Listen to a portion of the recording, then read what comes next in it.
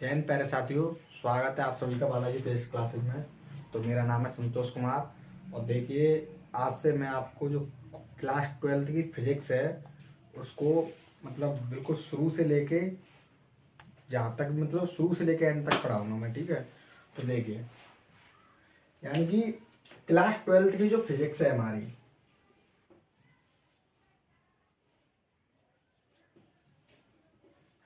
तो class 12th की physics है उसमें क्या है कि मतलब एक चैप्टर दूसरे चैप्टर से रिलेटेड है। मतलब जैसे आपने शुरू से नहीं पढ़ी, बीच में से अगर आपने मतलब पढ़ना स्टार्ट किया तो आपकी समझ में तो आएगा, पर थोड़ा बहुत मतलब कम कम समझ में आएगा, ठीक है। तो देखिए जैसे हमारा जो फर्स्ट टॉपिक है वो आपका यानी इलेक्ट्रोस्टैटिक यानी स्थिर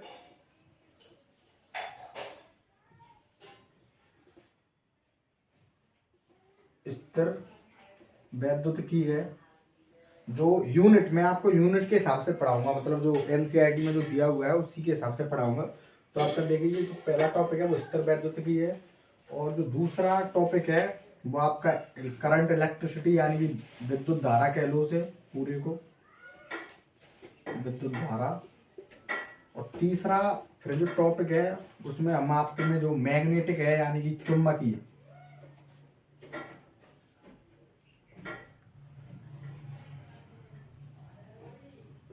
चुंबकीय क्षेत्र, इसमें पहुंचेंगे। और फिर इससे ही आगे इलेक्ट्रोमैग्नेटिक इंडक्शन यानी ईएमआई, जैसे आप हिंदी में बोलते हो इलेक्ट्रोमैग्नेटिक इंडक्शन यानी कि विद्युत चुंबकीय प्रेरण। जो विद्युत चुम्बकीय में शॉर्ट में ईएमआई लिख देता हूँ, विद्युत चुंबकीय प्रेरण है। फिर इसके बाद आपका एसी है, अल्टरनेटिव करंट यानी कि प्रत्यावर्ती धारा, तो एसी लिख देता हूँ, ठीक है। तो ये जो आपके चैप्टर है अब इन्हीं में मतलब बीच में थोड़े बहुत मतलब आएंगे, वो इनसे रिलेटेड है, इनका थोड़ा पार्ट है वो, उनको आप जैसे मतलब मैंने मोटा मोटा जो लगाया है वो ये फर्स्ट फिजिक्स है हमारी हमारी ये फर्स्ट फिजिक्स है मतलब।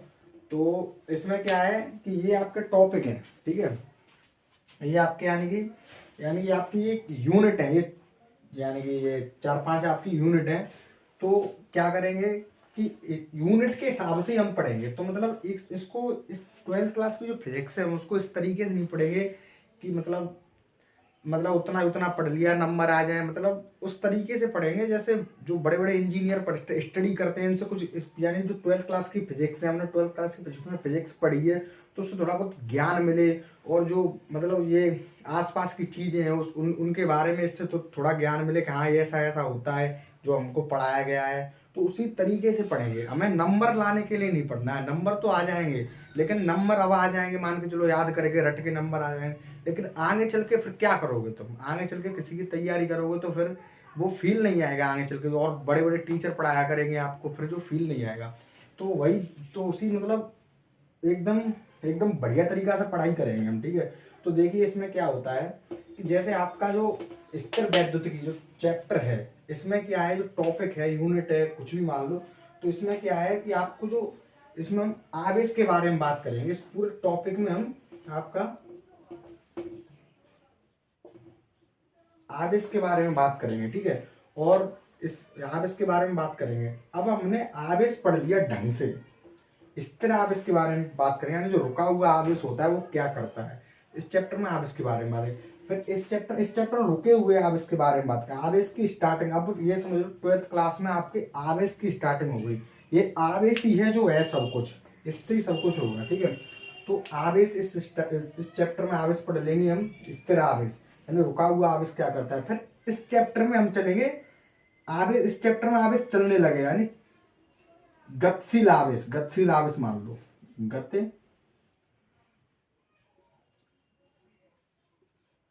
गतिशील आवेश। इस चैप्टर में हम गतिशील आवेश के बारे में बात करेंगे, यानी कि चलता हुआ आवेश क्या करता है। आपने 10th में पढ़ा होगा कि करंट किसके कारण बहता है, फ्री इलेक्ट्रॉन के कारण, यानी जो फ्री इलेक्ट्रॉन होते हैं वो चलते हैं वायर में, इसलिए करंट बहता है। जैसे जैसे कोई भी वायर मान लो, तो वायर में करंट चल रहा है, तो जब वायर में करंट चलता है तो करंट किसकी वजह से चलता है, जब फ्री इलेक्ट्रॉन चलते हैं उसकी अपोजिट डायरेक्शन में तो करंट चलता है, तो आवेश चल रहा है उसमें फ्री इलेक्ट्रॉन। इलेक्ट्रॉन क्या, इलेक्ट्रॉनिक आवेश है। हम आवेश के बारे में बहुत डीपली तरीके से स्टडी करेंगे इस चैप्टर में। थोड़ा समझिए अब, मतलब आपको आवेश पता नहीं, लेकिन हम इस चैप्टर में बहुत बढ़िया तरीके से पढ़ाएंगे। लेकिन समझिए जो मैं बोल रहा हूँ चीज, यानी गतिशील आवेश के बारे में इस चैप्टर में हम बात करेंगे। यानी आवेश क्या मतलब, इसमें तो आवेश रुका हुआ है, इस चैप्टर में आवेश चलने लगेगा। तो आवेश चलने लगा, फिर वहां से आ जाएगी आपकी धारा। जैसे ही आवेश चलेगा धारा आ जाएगी आपकी, करंट। ठीक है, जैसे ही आवेश चलेगा तो धारा आ जाएगी आपकी, करंट। अब देखिए, यदि हमने इस चैप्टर में नहीं पढ़ा आवेश, इसमें पढ़ने लगे तो आपको समझ में आएगा आवेश क्या है, क्या होता है। ठीक है, इस चैप्टर में हम चलते हुए आवेश को देखेंगे, इस चैप्टर में पढ़ा हुआ है तो आवेश समझ जाएंगे। फिर जो धारा है, इस चैप्टर से धारा निकल आई आपकी, आवेश चलने लगा तो धारा निकल आई। अब क्या होगा, अब जो धारा है, ये जो धारा है ना, करंट निकल के आया, करंट ही अब आपका वैद्युत क्षेत्र बनाएगा, वो चुंबकीय क्षेत्र बनाएगा। ठीक है, करंट ही चुंबकीय क्षेत्र। तो इस हिसाब से हम, अगर हमने करंट नहीं पढ़ा है तो ये भी समझ में नहीं आएगा। ठीक है, तो चुंबकीय क्षेत्र हम इस हिसाब से पढ़ेंगे, करंट के हिसाब से पढ़ेंगे। ठीक है, यानी करंट के कारण चुंबकीय क्षेत्र बनता है। जैसे किसी भी वायर में, मान के चलो एक वायर है, तो जैसे ही ये वायर है, इसमें करंट हम मतलब प्रवाहित करेंगे तो इसके चारों ओर चुंबकीय क्षेत्र बन जाए। तो चुंबकीय क्षेत्र कहाँ से आया, करंट से आया। तो इसके फिर हम मतलब धारा से चुंबकीय क्षेत्र में घुस जाएंगे। ठीक है, चुंबकीय क्षेत्र के बारे में पढ़ेंगे। फिर ये ईएमआई और इन मतलब इन सबका जो इसको आप एप्लीकेशन मान लो, इनका अनुप्रयोग, यानी इन जिस चीजों को समझेंगे ना वो फिर इनमें चलेगा, इनमें सर्किट वगैरह बनेंगे। इनको मतलब ये इनका ही निचोड़ है, ये समझ लो, इनसे कोई मतलब। लेकिन जो मेन टॉपिक है आपके फर्स्ट प्रोजेक्ट में, वो ये 3 टॉपिक है। ये तो इनका एप्लीकेशन है। ठीक है, एप्लीकेशन। और फिर इसमें भी एक और चीज है, उसे हम बताएंगे, जैसे करंट से फिर मैग्नेटिक फील्ड से करंट बनाएंगे इस चैप्टर में। ठीक है, लेकिन उसे बाद में देखेंगे। लेकिन ये समझिए, अब हम कहाँ पे आ गए, चुंबकीय क्षेत्र पे आ गए। ठीक है, चुंबकीय क्षेत्र पे आ गए। तो एक बात बताओ मेरे को, किसी ने बोला चुंबकीय क्षेत्र, तो चुंबकीय क्षेत्र आपकी समझ में नहीं आएगा। ठीक है, और चुंबकीय क्षेत्र हम ऐसे समझ में नहीं आएगा, लेकिन धारा से समझ में आएगा। धारा से चुंबकीय क्षेत्र बना है। धारा कहाँ से बनी, आवेश गतिशील हुआ इसलिए धारा बनी। आवेश गतिशील कैसे हुआ, पहले हमने आवेश के बारे में पढ़ा। तो एक ये पूरी मतलब स्टोरी है, पूरी फिजिक्स को हमें स्टोरी के रूप में लेके चलना है। ये मतलब मैं पढ़ा नहीं रहा हूँ, ये मैं आपको बता रहा हूँ कि पढ़ना कैसे है फिजिक्स को। मतलब ये नहीं कि वैसे ही ये चैप्टर आ गया, हाँ ये स्टार्ट हो गया, चैप्टर डाल दिया और स्टार्ट करने लगे और मतलब पढ़ने लगे। थोड़ा बहुत पढ़ा, आप समझ में कुछ आया नहीं, मतलब एक एक चीज को रिलेट करना है आपको। ठीक है, इसलिए समझो फिजिक्स, फर्स्ट फिजिक्स बनाई है तो आपकी इस तरीके से क्यों बनाई है, इस चीज को समझो। मतलब लाइव मतलब क्या बोलते हैं उसको, सीक्वेंस से बनाई है। इसी सीक्वेंस से क्यों बनाई है, ये इस कारण बनाई है। ठीक है, तो यही चीज हम पढ़ेंगे। मैं आपको भी बता रहा हूँ किस तरीके से पढ़ना है, मैंने पढ़ाना स्टार्ट नहीं किया है। ठीक है, तो मतलब ये मत बोलना कि ये क्या है, मतलब सही चीज बता रहा हूँ मैं आपको। ठीक है, आपके साथ तो फिर आप, ठीक है, तो मतलब ये आपको समझ में आ गया होगा। ये आपका पढ़ने का तरीका है कि मतलब बड़ी समझ समझ के पढ़ना है, और न्यूमेरिकल भी कराएंगे, सब चीज़ कराएंगे। ठीक है, तो देखिए अब मैं आपकी ये स्थिर वैद्युत की जो यूनिट है इसको स्टार्ट कर रहा हूँ मैं। ठीक है, एक मिनट होगी, कपड़ा कहाँ है।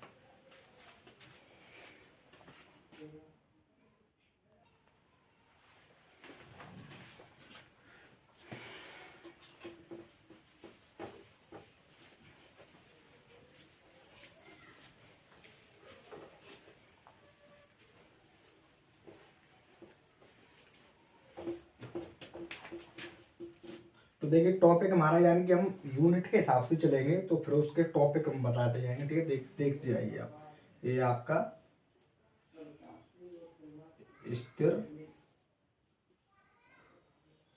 वैद्युत की, स्थिर वैद्युत की यानी कि इलेक्ट्रोस्टैटिक्स। ठीक है, ये आपका है स्थिर वैद्युत की यानी कि इलेक्ट्रोस्टैटिक। ये आपका पहला यूनिट है, इसको आप डाल लीजिए यूनिट फर्स्ट।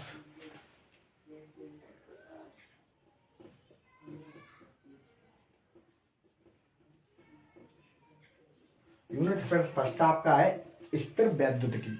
तो इसमें एनसीईआरटी के हिसाब से इसको 2 पार्टों में बांट दिया गया है, एक इलेक्ट्रिक चार्ज एंड वो इलेक्ट्रिक चार्ज एंड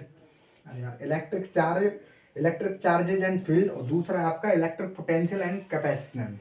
ठीक है, तो इसको दो पार्टों में बांट दिया गया। तो हमारा फर्स्ट चैप्टर जो है एनसीईआरटी के हिसाब से, जो फर्स्ट टॉपिक मान लो, फर्स्ट चैप्टर मान लो, वो आपका इलेक्ट्रिक चार्जेज एंड फील्ड, यानी कि वैद्युत आवेश तथा क्षेत्र। ठीक है, तो आपका टॉपिक है, पहला चैप्टर है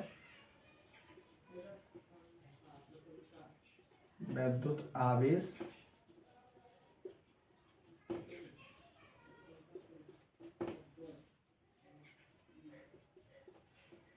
तथा क्षेत्र। ठीक है, तो यानी कि ये आपका चैप्टर है वैद्युत आवेश तथा क्षेत्र। तो इस चैप्टर में क्या होगा कि इस चैप्टर में आप एक नई चीज सीखोगे, चार्ज। चार्ज क्या है? ठीक है, इस चैप्टर में आप चार्ज के बारे में सीखोगे। चार्ज के बारे में, चार्ज से ही आपकी स्टार्टिंग होगी। मैंने पहले ही वही बताया था, चार्ज से आप मतलब ये आपकी पढ़ाई में या कुछ भी मान लो, ये आपके मतलब अभी एक चीज ऐड होगी, चार्ज। अगर आपने चार्ज नहीं पढ़ा है तो आगे की टोटल फिजिक्स आपकी बेकार है। एक तरीके से मेरी मानो तो आपकी टोटल फिजिक्स बेकार है अगर आपने चार्ज नहीं पढ़ा है। ठीक है, तो इस स्टार्टिंग चार्ज से होती है, चार्ज आवेश। चार्ज आवेश क्या होता है? ठीक है, तो देखिए इस चैप्टर की स्टार्टिंग वैद्युत आवेश से होती है। तो देखिए मैं बताता हूँ क्या होता है। इस चैप्टर में हम रुके हुए चार्ज के बारे में पढ़ेंगे। ठीक है, तो देखिए वैद्युत आवेश, हेडिंग डाल लीजिए वैद्युत आवेश। वैद्युत आवेश क्या है? तो दादा वैद्युत आवेश कुछ नहीं है। वैद्युत आवेश क्या है? वैद्युत आवेश एक गुण है, एक प्रॉपर्टी है किसी भी सब्सटेंस का, किसी भी पदार्थ का, यानी किसी वस्तु का एक गुण है वैद्युत आवेश। इसमें क्या होता है कि जैसे जैसे मान के चलिए कोई भी चीज़ है, जैसे पानी को हमने यानी कि जमाया, फ्रिज में रख दिया तो वो बर्फ बन जाती है। ठीक है, तो पानी का बर्फ बनना पानी का एक गुण है। ठीक है, हमने उबाला पानी को तो वो मतलब वाष्प में बदल जाता है, भाप बन जाती है, तो ये भी पानी का गुण है। ऐसे ही वस्तुओं का एक गुण होता है जिसके बारे में हमने अभी तक पढ़ा नहीं है, वो है आवेश। वस्तुओं का एक गुण होता है आवेश। जैसे किसी वस्तु पर अगर आवेश है तो वो एक बल का अनुभव करता है, इलेक्ट्रोस्टैटिक फोर्स, जिसे वैद्युत बल बोलते हैं। यानी एक बल का अनुभव करता है अगर उसके पास आवेश होता है। तो आवेश क्या है? ओवरऑल आवेश क्या समझ में आया? आवेश एक यानी कि प्रॉपर्टी या गुण है। आवेश किसी भी वस्तु का आवेश एक गुण है। ठीक है, तो देखिए तो इसकी वो लिखिए, क्या बोलते हैं उसको, डेफिनेशन लिखिए। आवेश क्या है? तो वैद्युत आवेश, वैद्युत आवेश एक गुण है। वैद्युत आवेश एक गुण है जिसके कारण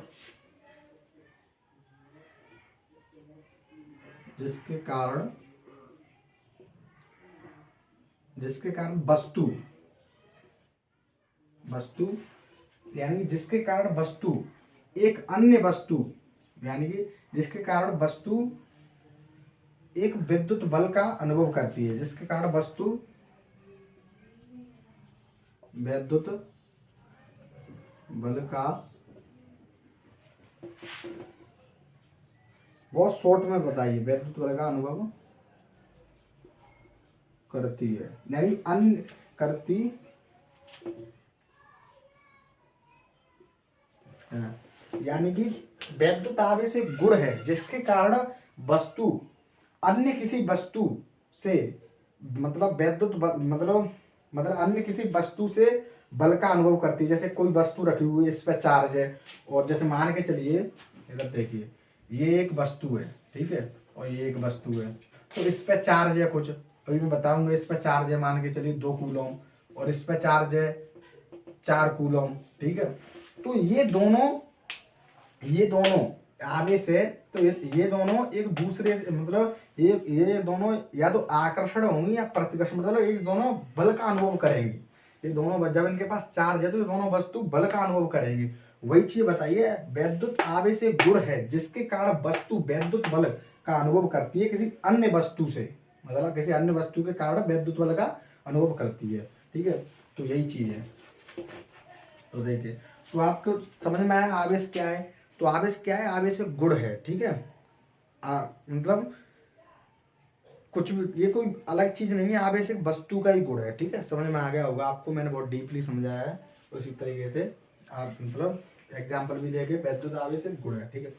अब हम समझेंगे, अब हमने ये चीज समझ ली, आवेश दादा एक गुण होता है। अब कोई पूछेगा कि ठीक है आवेश गुण होता है, अब कुछ के दिमाग में आ रहा होगा ये गुण होता है, ठीक है, तो आवेश कैसा होता है, कितने प्रकार का होता है, क्या क्या इसके गुण होते हैं, आवेश के भी क्या क्या गुण होते हैं, वो सब चीज हम समझेंगे। तो देखिए अब देखते हैं आवेश कितने प्रकार का होता है, ठीक है।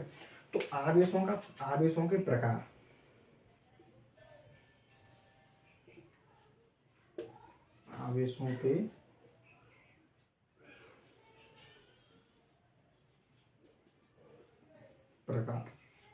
आवेशों के प्रकार। तो आवेश आपका दो प्रकार का होता है, ठीक है। आवेश आपका दो प्रकार का होता है। पहला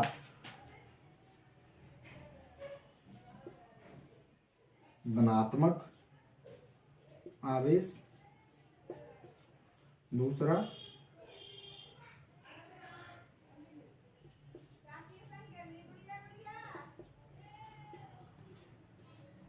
ऋणात्मक आवेश, ठीक है। आवेश आपका दो प्रकार का होता है, धनात्मक आवेश और ऋणात्मक आवेश, यानी कि पॉजिटिव चार्ज, पॉजिटिव और नेगेटिव चार्ज। आवेश आपका दो प्रकार का होता है, धनात्मक आवेश और ऋणात्मक आवेश, ठीक है। तो धनात्मक आवेश कैसा होता है, जैसे जैसे आपने देखा होगा पॉजिटिव चार्ज, आपने 10 तक सुना होगा, 11 तक मतलब आपको पता होगा जो पॉजिटिव चार्ज होता है, जैसे प्रोटॉन है वो एक पॉजिटिव चार्ज है, ठीक है। तो और इलेक्ट्रॉन है वो एक नेगेटिव चार्ज है, ठीक है। तो यानी कि जो इलेक्ट्रॉन होता है वो हमारा पॉजिटिव चार्ज होता है और प्रोटॉन होता है वो नेगेटिव चार्ज होता है, ठीक है। तो देखिए इसको आप लिख सकते हैं, इसको आप मतलब लिख सकते हैं, जैसे आज थोड़ा बहुत आपका अच्छा लगे, ठीक है, स्क्रीनशॉट ले लीजिएगा इसका, नोट मिटाना है इसको।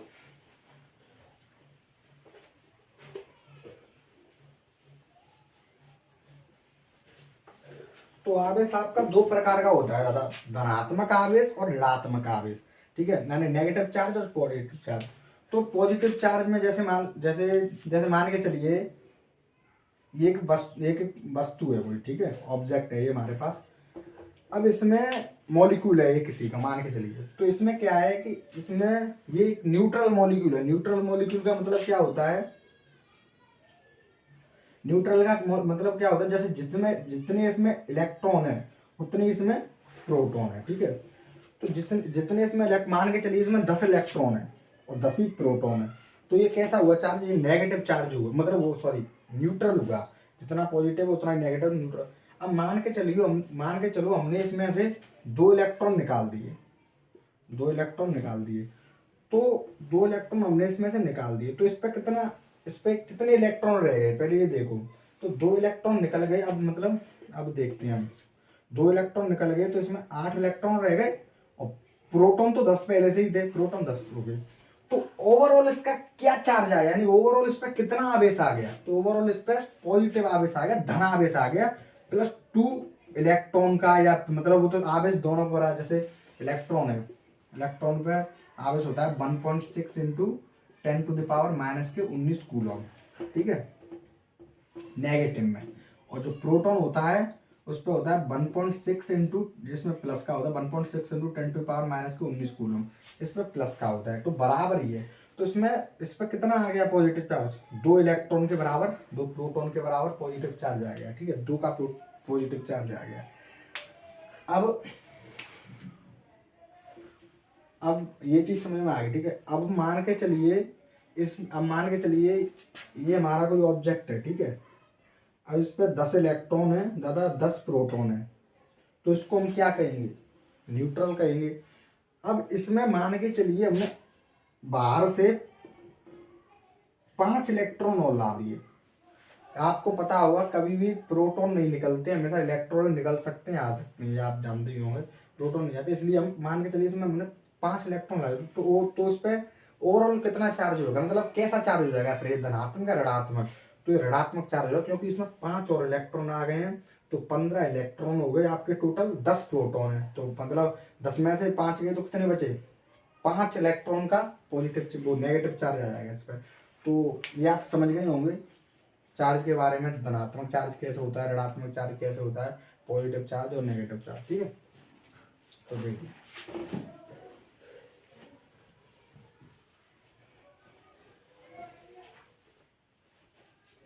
तो ये हम चार्ज के बारे में सीख गए। चार्ज क्या मतलब, चार्ज क्या चीज है और कैसी होती है, कैसा होता है, मतलब कितने प्रकार का होता है, कैसा होता है, चार्ज क्या चीज है, ये चीज समझ गए। अब हम समझेंगे कि इसके गुण के बारे में। जैसे हम कोई भी चीज सीखते हैं, ठीक है, तो पहले हम देखते हैं कि जैसे मान मान के चलिए कोई लड़का है, तो पहले हम देखेंगे क्या है, उसका नाम पता होना चाहिए। फिर हम देखेंगे, फिर वो देखेंगे कैसा लगता है, फिर उसके गुण के बारे में देखेंगे, लक्षण कैसे हैं, लक्षण किसके कैसे हैं इसके, ठीक है। तो वही चीज हम सीखेंगे, यानी कि कैसे ये मतलब वस्तुओं पर आकर्षण प्रतिकर्षण बल लगाता है, और मतलब क्या गुण है इसके, उन चीजों के बारे में। तो हेलेन आ रही है, इसको मिटा देता हूं मैं, ठीक है, इसको मिटा देता हूं। तो हेडिंग आ रही है, यानी कि आवेशों, आवेश के गुण, आवेश के गुण, प्रॉपर्टी ऑफ चार्ज। आवेश के गुण मतलब प्रॉपर्टी ऑफ चार्ज। तो इसमें पहला आता है हमारा, पहला गुण आता है आपका पहला गुण कि सेम चार्ज, यानी कि समान आवेश,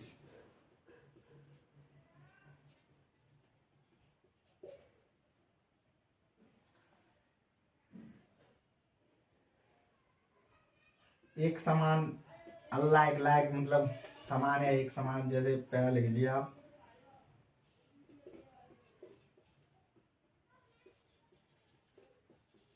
लाइक चार्ज। लाइक चार्ज क्या करेंगे आपके, प्रतिकर्षण,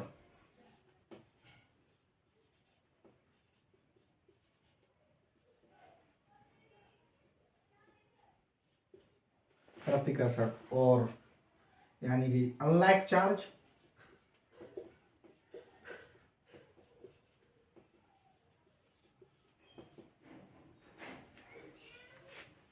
आकर्षण।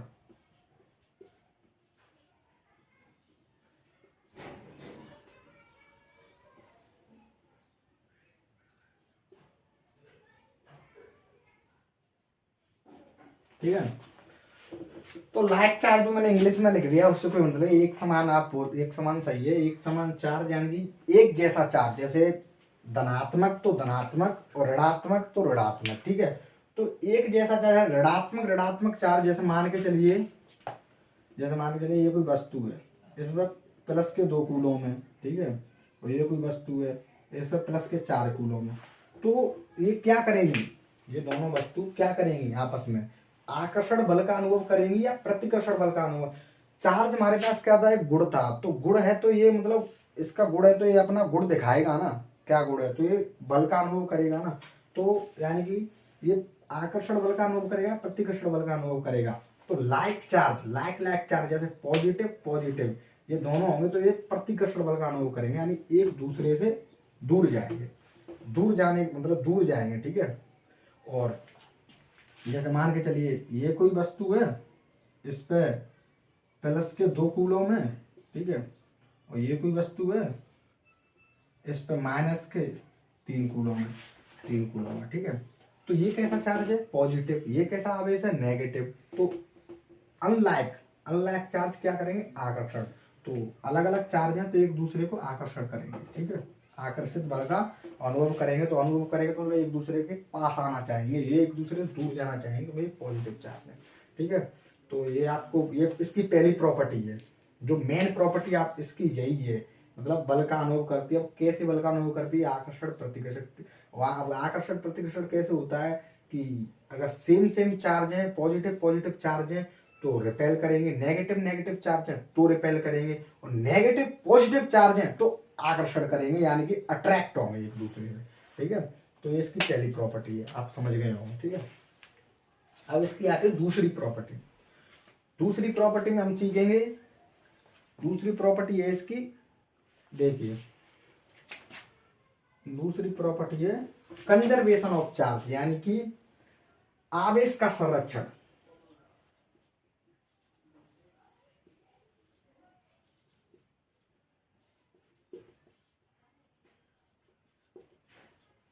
संरक्षण, आवेश का संरक्षण। आपने एक चीज सीखी होगी, एनर्जी कंजर्वेशन यानी ऊर्जा संरक्षण नियम से, मतलब ऊर्जा संरक्षण सीखा होगा आपने। और जैसे और एक ऊर्जा संरक्षण होता है, और मुझे थोड़ा मतलब ध्यान नहीं है, मतलब ऐसे होते हैं। इस संरक्षण का मतलब क्या होता है, तो ये आवेश का कुछ कुछ लोगों को संरक्षण का मतलब ही नहीं पता होता है, ठीक है, तो वही सीखेंगे। आप इसका दूसरा गुण है आवेश का संरक्षण, यानी कि जैसे ऊर्जा संरक्षण होता है, तो ऊर्जा का क्या होता है, ऊर्जा कभी ना तो पैदा की जा सकती है ना ही नष्ट की जा सकती है। ऊर्जा एक दूसरे के रूप में बदली जा सकती है। जैसे जैसे हम उसको टरबाइन को घुमाते हैं तो इलेक्ट्रिक ऊर्जा बन जाती है, मतलब तो यही है, ठीक है। तो ऊर्जा का एक दूसरे में रूपांतरण होता है। उसी प्रकार से आवेश कभी ना तो पैदा किया, आवेश को ना तो पैदा किया जा सकता है और ना ही आवेश को खत्म किया जा सकता है, ठीक है। तो आवेश एक संरक्षण संरक्षण की तरह काम करता है, ठीक है। तो जैसे मान के चलिए ये कोई वस्तु है, ठीक है, ये कोई वस्तु है और ये कोई वस्तु है, दो वस्तु है हमारे, ठीक है। अब क्या हुआ कि ये पहले न्यूट्रल थी, ये भी न्यूट्रल है, ठीक है, ठीक है। तो ये पहले न्यूट्रल थी, ये भी न्यूट्रल है, तो हमें कोई मतलब नहीं।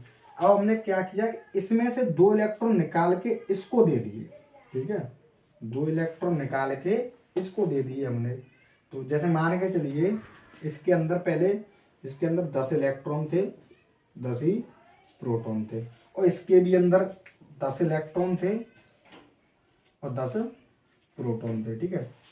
तो ये भी न्यूट्रल था, ये भी न्यूट्रल था। ओवरऑल चार्ज पहले, जैसे आप अभी हमने दिए नहीं है, तो जैसे सिस्टम मान लीजिए, जैसे पूरा सिस्टम मान लीजिए, ठीक है, जैसे हमने सिस्टम मान लिया पूरा, तो ओवरऑल चार्ज कितना है इस पे, जितने इलेक्ट्रॉन इस पे उतने न्यूट्रल, तो न्यूट्रल न्यूट्रल यानी न्यूट्रल ही है।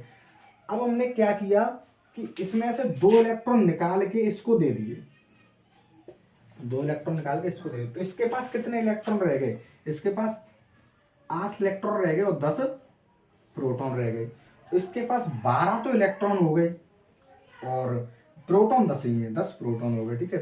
तो देखिए क्या होता है कि दो इलेक्ट्रॉन निकल के गए इसमें, तो 8 इलेक्ट्रॉन 8 प्रोटॉन, तो ओवरऑल इस पे कितना हुआ, इस पे कितना हुआ, इस पे हुआ यानी कि दो इलेक्ट्रॉन का पॉजिटिव चार्ज हो गया, ठीक है, दो का पॉजिटिव चार्ज हो गया, ठीक है, दो का पॉजिटिव। इस पे कितना होगा, इस पे दो का नेगेटिव चार्ज। तो ये कैसा हो गया, जब इस पे दो का पॉजिटिव चार्ज आया है तो ये कैसा हो गया, दो इलेक्ट्रॉन का, मान लीजिए इलेक्ट्रॉन नेगेटिव होता है, लेकिन हमने मतलब जो उसकी वैल्यू होती है वो मानी है, ठीक है, इस पे भी इलेक्ट्रॉन मान लीजिए, ठीक है।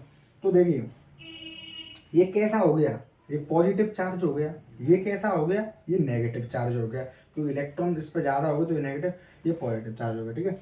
अब देखिए अब क्या होता है कि ये भले ही ये दोनों, ये पॉजिटिव ये नेगेटिव हो गया, लेकिन हम सिस्टम की बात कर रहे हैं, तो ओवरऑल इस पे कितना चार्ज है, यहाँ से दो का पॉजिटिव, यहाँ से दो का नेगेटिव बना, यहाँ से दो का पॉजिटिव, जब ओवरऑल ये कितना रहा, ओवरऑल ये न्यूट्रल ही रहा, ठीक है, न्यूट्रल ही रहा। तो इसका मतलब ये है दादा कि ना तो आवेश आवेश कहीं नहीं गया है, आवेश उसी में ही है। हमने पूरा करके देखा तो ओवरऑल न्यूट्रल ही निकला, ओवरऑल न्यूट्रल ही निकला, ठीक है। तो आवेश को ना तो उत्पन्न किया जा सकता है, ना ही आवेश को खत्म किया जा सकता है। तो यही है आवेश का संरक्षण नियम, ठीक है। तो इसमें आप लिख लीजिए, इसको भी बना लेना, इससे आपको मतलब पता चलता रहेगा। तो इसमें डेफिनेशन लिख लीजिए, यहाँ पे लिख देता हूँ मैं, ठीक है।